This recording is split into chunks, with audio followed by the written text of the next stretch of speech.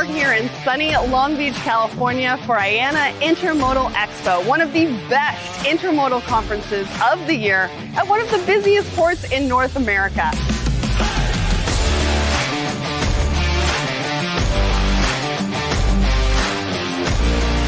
How's your experience been so far? The experience so far has been absolutely wonderful.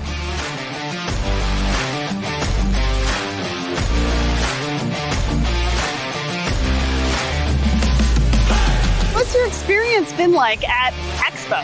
It's been incredible.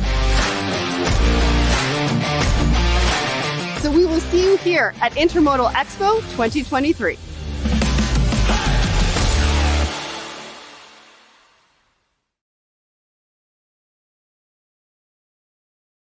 Hello, everyone, and welcome to Thoughts and Coffee. That's right. It's another Tuesday morning, and I am here in not really sunny Toronto. It's a little bit overcast today, but hopefully the rain will hold out. My name is Sarah Barnes-Humphrey. I'm the founder and host of Let's Talk Supply Chain, the Blended podcast, as well as the founder of the Blended Pledge. And we've got a really exciting show for you today.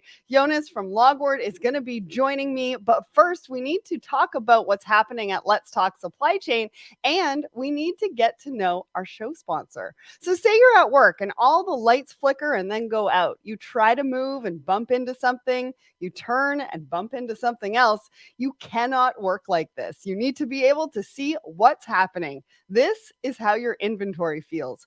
Fastenal has unique inventory solutions that sends data to the cloud and helps you avoid stockouts while not carrying excess inventory. Don't stay in the dark. Let Fastenal shine a light on the parts and supplies that keep your business running. Go to fastenal.com/LTSC to see how they do it. All right. Well, we've got a brand new episode for you at letstalksupplychain.com. This is episode 346. And I have Richard from WiseTech, and he came on the show and really just told us all about their founder story. They are one of the biggest brands in supply chain right now when it comes to logistics technology. They've done a lot of mergers and acquisitions over the last couple of years and over the last couple of months. And he talks about that strategy and what it was like through the pandemic and how he grew his company through the pandemic. And the numbers are absolutely staggering. So go and check out this episode about WiseTech. You are not going to want to miss that. Okay, so we also have a brand new episode of Blended. So it's episode 33. It's called Emotional Recovery. Now, there is a trigger warning because we do discuss cancer, surgery, and emotional recovery. But let me tell you, these brave people came on this episode and shared their stories of resilience. You aren't going to want to miss that. You can check that out over on the Blended Pledge LinkedIn page. We're also giving away 2 free tickets to the New Face of Inclusion Summit. So if you're in Toronto and you want to attend this amazing diversity and inclusion summit in September, we are giving away 2 free tickets. So head over to that Blended Pledge page and make sure that you sign up for our newsletter. Also, the Secret Society of Supply Chain, we are going to be launching in the next couple of months. You want to make sure that you take the quiz, join the wait list, because you're going to want to secure your spot. We've got some amazing giveaways, and I've got some really exclusive content for you with Best Buy, Macy's, Logitech, HP, and so much more. So make sure you go and secure your spot. Now, tomorrow, I'm going to be live with AT&T Business, and we're going to be talking about solving supply chain inefficiencies. So definitely go and click that attend button, and I will see you tomorrow because I'm on the other side of the mic. I am a guest for this particular discussion, and I cannot wait to see Helen and Tamara. So definitely join us for that one. What else have we got going on? Oh, that didn't really work very well, did it? Well, we've got a show with Hope happening on Friday, and she's got Envase, Mike Bush from Envase coming on. And then we've got a brand new Woman in Supply Chain blog with Chelsea Reynolds. Head over to letstalksupplychain.com to check that out. What else have we got? I think we've got one more thing, I promise. We've got the Supply Chain Minute. So Mike Bush goes over the agreement between PMA and and what it means for trucking companies across the US. So go and check that out as well. I know so many things happening right now at Let's Talk Supply Chain. Just wanted to give you a bit of a rundown so that you do not miss anything. But now it is time to bring up our guest for the show. Hello, Jonas from Logward. How are you? Hello, everyone. Fine. Super nice. Thanks Where for. where are you calling in from? Tell everybody, because I think you're over in Europe, right? Yes, in Hamburg, in Germany. Yeah, and as you can see, I'm all sunny and smiling, just like our weather, which is yeah, a bit cloudy at the moment. But that's typical German summer, I assume. We've got it cloudy over here. All right, why don't you tell everybody who you are and what you do? Sure. I'm Jonas. I'm CEO of Logward, and Logward is a company that offers a supply chain orchestration control tower. And I know this is a super weird word and term, and that's why I am happy referring to a podcast episode that we recently recorded with you, and I explain everything what we do over there. Yes, and we are going to share the link to that podcast at the end of this show because we talk about everything, who like the founder story, what exactly you do, how you help your customers. So if you have any questions about Logward, you definitely want to go and check out that episode. Now, before we get into a market update, because I do want you to let us know kind of what's happening in supply chain, like your world of supply chain. Let's get to the poll of the week. So we ask everybody on a Wednesday morning a question. And so last week we said, what is your ideal company culture? Where 64% of you said a mixture of both. So that's fast-paced and slow-paced. 30% of you said fun, fast-paced environment. 5% of you said slow-paced with a community. So Jonas, talk to us about the culture at Logward, and which one of these would you have chosen? You said this was being asked on a Wednesday, right? So I would say it depends on whether you ask us on a Monday or on a Friday or in between. But in more seriously, I think we're now 5 years of age, and the first 5 years of our life were like super hectic, and we had to be super fast and agile and react quickly to everything. Now we're reaching a stage at which we need to add a little more professionalism, which usually means a little lower speed, and that's exactly where we are. So I would go with the mix of both. A mix of both. That's Yes. right. And Jessica said a mix of both. Christina also said depends on the people. All right. Well, thanks so much to everybody who weighed in on the question of the week. Now, Jonas, talk to us about what is happening in supply chain. So you are sitting in Germany at the moment, but you travel a lot. You are talking to people globally in the industry. So what are people talking about? What are they concerned about? What are customers asking you about? Give us a bit of a market update from your perspective. Yeah, sure. First of all, maybe to explain a bit, the traveling sometimes is required because we serve a lot of multinational corporates who run their business in different business units, very fragmented, and we want to make sure that everyone around the world is happy. And every now and then you need to, shake some hands, listen properly to what's on their mind. And what I observed there is when you discuss supply chain in Europe, there is still a huge topic of energy cost. Some companies of ours have, customers of ours have severe issues producing in Europe because of the high energy costs. So they shift production elsewhere in the world, mainly to Wow. China, which then, of course, has severe impacts on their supply chain setup. You all of a sudden need to reshuffle everything, all the volume planning. And the other, and I would consider this being a global trend. The other hot topic is, of course, cost cutting. I mean, everyone, maybe except for oil and gas companies, are looking for cost cuttings right now. 1.5 years ago, we had capacity issues. Now it's the complete opposite, and of course, everyone's looking, for efficiency gains and streamlining. Well, and it's a really good point that you brought up because a lot of people are talking about where are they going to potentially manufacture, right? One of the conversations that I had the other day with a garment or like a retail brand that everybody knows is that they can't necessarily move away from China. And if they do, they need the expertise in certain areas. And one of the areas that has the expertise that they need is in Europe. But you're talking about how the energy prices are going up. And so Europe is not necessarily, potentially a good option for that. And so you have to take a look at all of the costs and the factors when you're looking at potentially moving some of that manufacturing. It depends, of course, when you say garments. I mean, the European hotspot there is Turkey, and Turkey is not that much affected of high energy prices as other European countries are. But in general, I would fully agree. What we see as a trend is going from China to Vietnam and Bangladesh, even more than it has been happening in the past. But wherever you go, I would sign your statement. It does require a review of your supply chain setup, and it's never easy. It's never easy, and there's so many different things that we have to look at and we have to think about. So I just want to let everybody know who's watching, now is your chance to ask a question of Jonas about any of the topics that we're going to be talking about today. So make sure you put them in the comments wherever you are watching, and we are definitely going to get to those questions. Now, let's get to the first article that we want to talk about. So I got this off of CNBC. Why is Elon Musk getting an independent audit for Tesla's supply chain? Now, this article goes into the cobalt supply chain, and cobalt is used for rechargeable batteries, which obviously we are finding in electric vehicles, and that's why this article is focused on Tesla.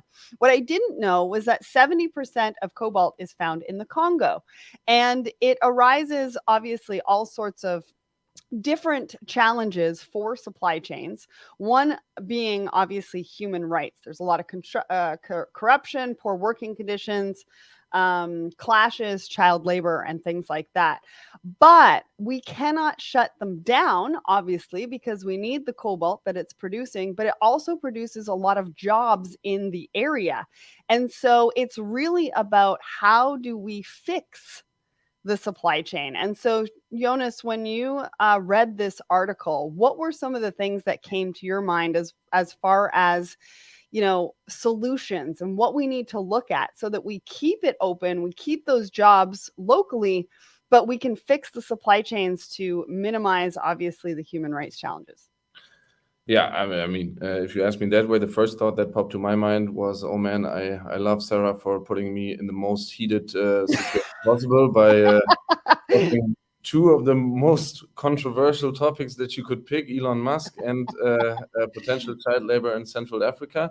And the second thought when reading that is, of course, I mean, what I would strongly advocate to do is to distinguish the two topics that I see there, which is one, it is a political debate, it is a human rights related debate, which is massively important, and I'm definitely not the qualified person to discuss that. But I think everyone, whether qualified to discuss it or not, agrees that there are red flags like child labor, and we need to tackle them.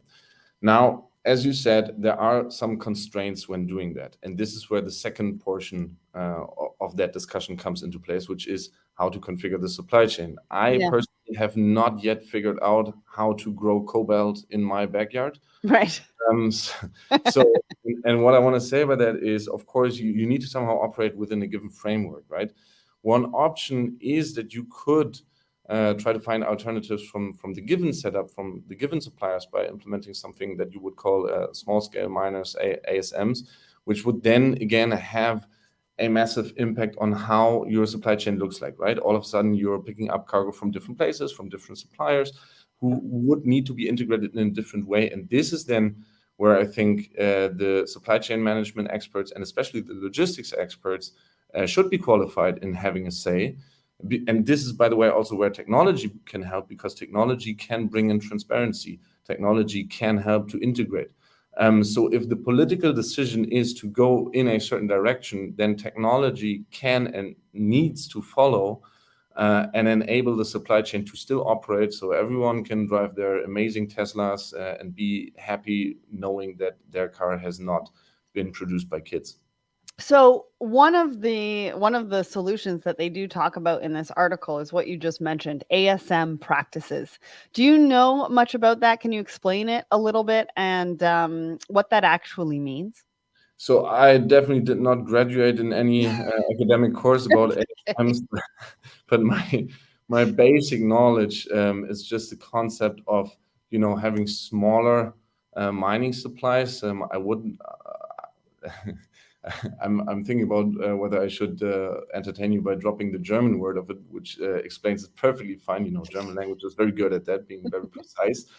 But in general, it is moving away from large corporations in mining to a more decentralized framework, and that, of course, bears gives the opportunity. Yeah, and the opportunity to manage it a little bit easier, and know what's happening within your supply chain. And so no, I'm glad that you were able to point out some of those solutions and some of the things that we need to think about, obviously, because cobalt isn't a key element in the electronic supply chains. It's not going away. Like I said, we can't shut it down, but we do need to work together to figure out the right way forward to make sure that these supply chains are healthy for everybody. All right. So the next one comes from the Blogward. Just so you know, that's the Logward blog. I love it. And this talks about digitizing supply chains in the real world, what works and what doesn't. Now, I love this article because you start with some bold predictions for 2023, but actually these predictions were made about 8 years ago. So and then it talks about how even 8 years later, we're still not even close to some of these. So let's talk about that. And one of the things that you do say in this article, automate anything, analyze everything. So talk to me about this. Talk to me about what's happening in digitizing supply chains in the real world. What is working? What's not working? What do we need to do? So, first of all, thanks for the credits, and everyone listening in. This is great if you could engage with that, because the idiot who wrote that article is talking right now. Stop it. No, but I think it is a huge topic. But if I would want to narrow down on one key takeaway, I believe we're pretty hype driven and technology interested, right? Mm-hmm. What I've seen a lot in the last couple of years is people waiting for some kind of messiahs in technology to solve all their problems, and that's just not going to happen. Like that, it's unrealistic to have that hope, and we don't get anywhere if we stick to that belief. And what it leads to is some projects being started with massive investment scope, with a huge functionality scope as well, which is maybe not always aligned with the business users or the domain experts, so meaning the actual logistics and supply chain experts. And also, we would rely on some assumptions that are just not there. For example, data quality standards, data structure standards. Anyone, whether it is in overland transportation, intermodal transportation, or ocean freight or air freight, doesn't matter. If you ask anyone who has experience dealing with freight rates, they would fall off their chair immediately if you want to start a standardization discussion with them. So bottom line is, it's super difficult to find a holistic digital approach for supply chain management. The term in itself is way too broad. And the aspiration is super ambitious and way too broad from my perspective. Which leads to business units of large multinational corporates not being respected in their process flows and trying to come up with workarounds, which ends up in a very fragmented setup. Mm-hmm. Tangible example, yes, headquarter of company ABC did invest multi-million budgets in a global ERP project, but still business unit Alpha in some part of the world is using Microsoft Excel to manage their supply chains. So that is what I think is not heading into the right direction. And what we have seen with our customers, and then I'll shut up, is that working in smaller iterations, being closer to domain experts works best. Again, tangible example, if I give someone who is very good in designing an Excel sheet that solves a problem for myself today, what if I could put that somebody in a position in which they can design their software themselves without using any software engineering skills? Right. That is basically what we see. That works better. And sometimes it's nicer to take 1 or 2 steps back to then come with more force, right? Well, and the article talks about how Excel is still the most used. And so I've spoken about on this show, meeting people where they are. right? So you're right. If they can take those skills and design it into a software that's a little bit more maybe usable for them in whatever way that they need for them to be able to do their job on a day-to-day basis that much better. I mean, that's amazing. You talk about how the supply chain management software industry by 2027 is going to be $23 billion. That is a very, very, very big market. And you also talk about in this article what an ineffective digitization strategy or supply chain looks like. And so go and check that out, because you might want to take a look at some of the things that Jonas lists in this blog to take a look and see what you're working on, what you're not working on, and maybe what you need to prioritize. And one of the things that they said at the end, or that you said at the end, don't let trends drive your agenda, which I really, really, really liked. We talk about this all the time. Big shiny object, right? Don't follow the big shining object. Yeah, it's and I mean, of course, it's not happening among our customers, of course not, but maybe somewhere else. I may or may not have heard that, and I'm not making this up. Now that capacity in ocean freight markets is not the bottleneck anymore, we don't need to focus on building our carrier relationship, because we can go back to shooting back and forth some Excels, fighting for the last dollars in freight rates. And I mean, it doesn't take much to predict who will be on the losing end once the market turns again, and it'll be a carrier's market again. So, well, and we're going to talk about that in the next article, which is very interesting, because we're not out of the woods yet, depending on what industry you're in. But before we do that, I do want to say hi to Ebenezer over on my personal LinkedIn. And then Thomas has a question for you. Do you consider digitalization of the supply chain as a lever for resilience? And if so, how? Thanks, from France. Bonjour, merci. That is an amazing question, because it is one of the biggest levers. My usual statement to that, Thomas, is I cannot predict what will happen tomorrow. And there's this acronym of VUCA world, right? It's ever changing, our world. So being in a resilient supply chain setup, that is what technology can enable you to do. As I said earlier, I don't see technology as being some messiahs to solve problems magically. But what I do see technology to be is to give you space and the framework to take proper decisions quickly without overturning your whole setup, right? So it's like a multi-plug for electricity. Sometimes you're being forced to pull out one plug and put it into another one. And that's what a proper technology setup can do. And if you don't have the right volt, you fry your actual element that you've tried to plug in the UK or in Europe. It may or may have not happened to me. All right. One more question from Sam. How does Jonas define visibility? Ooh, visibility is a big word. That's probably the most abused word or term in the industry. So maybe to get the elephant out of the room, for me, visibility is not where's my order, where's my container, where's my pallet. Yes, that is part of it. But visibility to me is taking it back to the cobalt discussion. How are my suppliers performing? How much CO2 emissions do I have in which area of the world? How much transportation cost do I have per SKU, per article? What is my time to market? What is my inventory, trade working capital? All those things to me are visibility and more. That was not exhaustive.